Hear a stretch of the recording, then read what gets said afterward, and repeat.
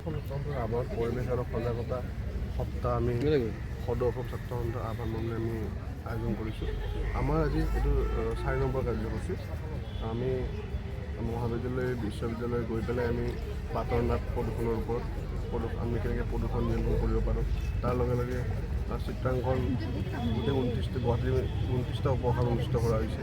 তাৰ লগে লগে ৰচনা প্ৰতিযোগিতা আমাৰ চলি আছে বিদ্যালয় মহাবিদ্যালয়সমূহত। আৰু আজি আমাৰ ৰং তুলিকা কাৰ্যসূচী। আমি কাৰ্যসূচীৰ জৰিয়তে আমি ৰাইজলৈ এটা সজাগতাৰ আমি বাৰ্তা প্ৰেৰণ কৰিব বিচাৰিছোঁ যে আমি যদি গছ বন কাটি তহিলং কৰোঁ, আমাৰ যিটো পৰিৱেশ পৰিস্থিতি হ'ব পাৰে আমি সকলোৱে অনুমান কৰিব পাৰোঁ। গতিকে নতুন প্ৰজন্মক আমি এইটোৰ বিষয়ে আমি সজাগতা কৰাৰ চেষ্টা কৰিছোঁ। আৰু গুৱাহাটী মহানগৰীৰ বিভিন্ন মহাবিদ্যালয় বিশ্ববিদ্যালয় আৰু জ্যেষ্ঠ নাগৰিকসকলে আহি পেলাই এই ৰং তুলীয়া কাৰ্যসূচীত অংশগ্ৰহণ কৰিছে আৰু তেওঁলোকে নিজৰ মনৰ ভাৱ ছবি আঁকি প্ৰকাশ কৰিব চেষ্টা কৰিছে।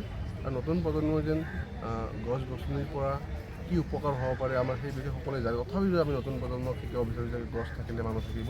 গতিকে সদৌ অসম ছাত্ৰ সন্থাৰ আমত আমি সদৌবাৰী ছাত্ৰ সন্থাই আজি নেহৰু পাৰ্কত আমি ৰং তুলিকাৰ কাৰ্যসূচীৰ জৰিয়তে আমি ৰাইজক আৰু নতুন প্ৰজন্মক সকাহ দিব চেষ্টা কৰোঁ। গোটেই অসমৰ গোটেই কাৰ্যসূচী চলি আছে। তাত গুৱাহাটীৰ মাজমজিয়াত আমাৰ গুৱাহাটী সদৌবাৰী ছাত্ৰ সন্থাৰ অন্তৰ্গত 29টা উপভাষা আছে। এই উপভাষাসমূহত প্ৰত্যেকটি উপভাষাই চিত্ৰাংকন প্ৰতিযোগিতা আয়োজন কৰিছিলে পৰিৱেশৰ ওপৰত।